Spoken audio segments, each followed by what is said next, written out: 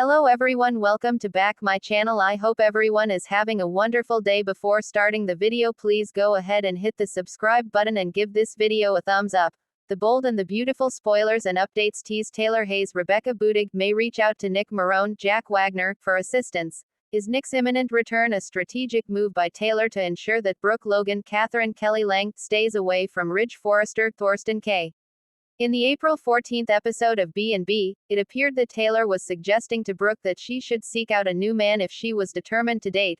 However, Brooke quickly retorted, claiming that Ridge is the only man she desires. It's evident that Brooke views Ridge as her true soulmate, leaving no room for other romantic interests. If Taylor aims to remove Brooke from the equation, she might need to take on the role of matchmaker. Although Taylor attempts to project confidence and a lack of jealousy, her behavior reveals otherwise. Should Taylor become concerned about a potential reunion between Brooke and Ridge, she could consider reaching out to one of Brooke's former partners, specifically, Nick. Nick is also Taylor's ex, but her focus is solely on Ridge now and she's not straying from her position with the father of her grown children. Taylor may believe that by playing matchmaker and bringing single Nick back into the picture, she can capture Brooke's attention, and taking it off of Ridge. It wouldn't be difficult for Taylor to point out the tough time Brooke is experiencing after her breakup with Ridge and make a plea to Nick to come. She might adopt a sympathetic stance, trying to persuade Nick that he should step in to provide some support. Alternatively, Taylor could plan a significant event or find another reason to entice Nick to return to town. Regardless of how Taylor orchestrates it, she might reach out to Nick with the hope of rekindling his romance with Brooke. With the announcement that Jack Wagner will return as Nick Marone on June 13th, it's a perfect time to speculate about his storyline upon his reappearance. Do you believe Taylor will play a role in bringing Nick back into the picture? No one would be surprised if Taylor was behind his reappearance. Upcoming spoilers for the CBS soap suggest that Brooke will receive some unexpected news once Nick makes his comeback, so keep an eye out for the thrilling developments that are sure to follow. Intro. The battle rekindles.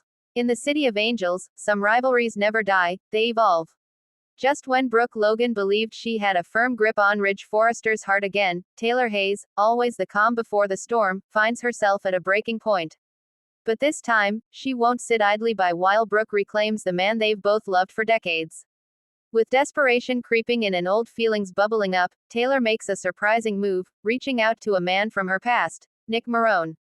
What begins as a simple SOS call turns into a domino effect that could shatter the already fragile peace between Taylor, Brooke, and Ridge. Will Taylor's risky plan work? Or will it explode in her face and drive Ridge straight back into Brooke's waiting arms? ACT 1. Sparks of the Past. It starts quietly. A news report, an old photo in a fashion magazine, and a wistful gaze from Taylor at her phone. She's watching Ridge and Brooke's latest Forrester Creations campaign launch on the screen, but her eyes aren't on the gowns or the models, they're on the chemistry between Ridge and Brooke. Her stomach twists. Not from jealousy, exactly. No, it's fear. Fear that the cycle is repeating. Again. Thomas, having sensed his mother's unease lately, visits her at the Cliff House. You're thinking about Dad again, aren't you? Taylor doesn't lie. He's slipping away, Thomas. He says he's not going back to Brooke, but I see it happening. I feel it. Thomas suggests patience. Ridge has claimed neutrality, right? But patience was never Taylor's strength when it comes to Brooke Logan. Not anymore. Late that night, Taylor sips her wine and scrolls through old photos until she stumbles upon one she hasn't seen in years. It's her and Nick Marone, smiling, windswept on his boat. The memory stirs something. Nick. Strong, brooding, unpredictable Nick. A man who once stole Brooke's heart, and married her. A wicked thought forms. If anyone can pull Brooke off course, if anyone could be her Achilles heel, it's Nick. ACT 2. The SOS. The next morning, Taylor makes the call. Nick. It's Taylor. I need to talk. In person. Nick is surprised, and suspicious, but intrigued. He hasn't been in LA in years. Running Marone International from New York has kept him far from the drama. But Taylor's voice sounds urgent. Vulnerable. And when Taylor Hayes calls, a man listens. They meet at Il Giardino. The air is tense, electric with history. They share polite updates. Nick's thriving, raising Jack, his son, with Brooke keeping low-key. Taylor mentions her practice, her grandchildren, and Ridge's renewed proximity to Brooke. So why am I really here? Nick cuts to the chase. Taylor sighs. Because you're the only man I know who can distract Brooke. You were the one woman she couldn't resist, not even when Ridge begged her back. Nick's jaw clenches. You want me to seduce Brooke again? Taylor, are you insane? Not seduce, she says, eyes flaring. Just remind her of what she walked away from. Shake her foundation. Get her focus off Ridge. Nick bursts out laughing. You want me to run interference on Brooke Logan like I'm some human decoy. Taylor leans in, voice low and pleading. I'm not asking for forever. Just buy me time. Let Ridge choose without her pulling his strings. Nick stares into her eyes. He sees the desperation, the passion, the wounded pride, a flicker of the old Taylor. God, she's still beautiful. You're playing a dangerous game, Nick murmurs. And so am I, if I say yes. ACT 3, Nick returns to LA. Word spreads fast. Nick Marone spotted at Forrester Creations. Even faster than rumors swirl is Brooke's reaction. She's stunned when she sees him in the FC courtyard, dressed in his signature blazer and dark shades. Nick, she breathes. What on earth are you doing here? He smirks. Thought I'd check in on old friends. Maybe stir the pot. Brooke laughs, flustered. It's been years. Too many, he says, stepping closer. You look amazing, Logan. The nickname sends a ripple through her. Ridge watches from his office window, brow furrowed. Old habits die hard, and jealousy is very much alive. Meanwhile, Taylor pretends to be surprised when Nick, accidentally, bumps into her at the restaurant again. They toast to coincidence, but they both know this is strategy now. And it's working. Ridge asks Brooke that night if she's rekindling something with Nick. She shrugs. We have history. You know that. But Ridge doesn't like it. ACT 4, a ripple becomes a wave. In the following days, Nick's presence shifts the balance. He starts dropping by Forrester Creations often. Not just to see Brooke, but also to offer shipping and international expansion advice, which charms Eric and Carter. Hope is suspicious. She confronts her mother. Are you interested in Nick again? You said you were focusing on your independence. Brooke hesitates. Nick reminds me of a time when I wasn't caught in Ridge's orbit. Maybe, I need that clarity again. Hope warns her gently, Ridge might take it the wrong way. Meanwhile, Taylor finally feels hope. Ridge starts pulling away from Brooke again. He's quieter, moodier, more present around her and their family. Nick, meanwhile, begins to question his role in Taylor's plan. As he spends more time with Brooke, old feelings stir, and he isn't sure if they're real, or just manipulation. One night, Brooke invites Nick to dinner. Taylor hears about it from Deacon, who saw them laughing together at Il Giardino. Thomas confronts his mother. You really called Nick back to mess with Brooke. Mom, this isn't you. Taylor defends herself. I did what I had to do. Brooke always plays dirty. I'm just finally matching her. But Thomas warns, be careful.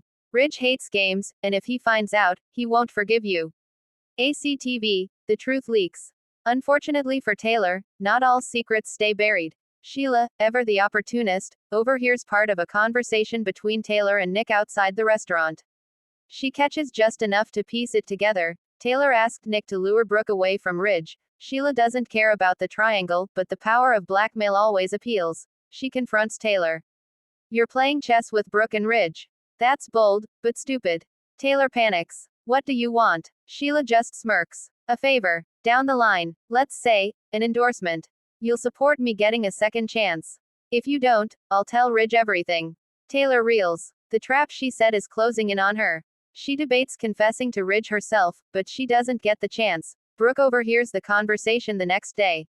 Shock, fury, betrayal. She storms into Taylor's office. How dare you? Brooke screams. You used Nick like a puppet. You tried to manipulate my life again. Taylor tries to explain. I needed to level the playing field. Brooke slaps her. You just lost any respect I had left for you. ACT 6, Ridge's decision. Ridge finds out the same day, from both Sheila's cryptic comments and Brooke's explosive meltdown. He demands answers from Taylor. She tells him everything. The loneliness, the fear, the desperation. I just didn't want to lose you again, she says, voice breaking. Not to her. Not again. Ridge looks at her, eyes full of disappointment. Taylor, I thought we were past this. I thought you trusted me to make my own choices. I do, she whispers. But I also know Brooke. Ridge takes time to process. He doesn't run to Brooke. He doesn't cling to Taylor. For once, he sits alone, thinking. Reflecting. Angry. Nick visits him. You know, Taylor didn't do this out of malice. She did it because she loves you. Maybe she went too far, but Brooke's not innocent either. Ridge sighs. I'm tired of being fought over like I'm some prize. Nick smirks. Then stop being so damn prize-worthy. Epilogue. What comes next? In the fallout, Taylor withdraws from the public eye, embarrassed. Nick prepares to return to New York, but not before telling Brooke, if you ever want to escape the merry-go-round, call me. Brooke watches Ridge from across a room days later. They don't speak, not yet. He's still sorting out what's left of the trust they both betrayed in different ways. Taylor writes in her journal. I made a mistake. I let fear guide me. But even in my worst moments, I acted out of love. She closes it, determined not to let this be the end. Ridge, meanwhile, sits in his office, staring at two photos on his desk, one of him with Taylor, one of him with Brooke. His phone buzzes. A text from someone unexpected. Nick, whatever you decide, just make sure you're doing it for you, not because two women are pulling the strings. Ridge smiles faintly. For the first time in years, maybe, just maybe, he'll finally make a choice for himself. Thanks for watching this video and please subscribe our bold and beautiful update YouTube channel for more update news.